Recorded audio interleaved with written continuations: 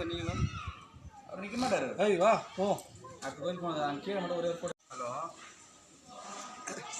இது நல்லா இருக்குது புல்லு. நீங்கள் விட்டுனா இது மேய்ஞ்சிடுவீங்க நீங்கள்.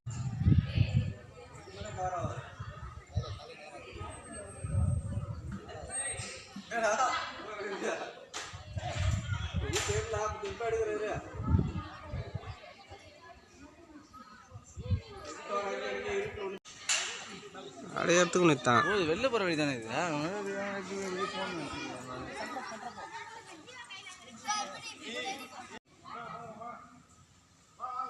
மணி தான் டைம் ஒன்று தானே.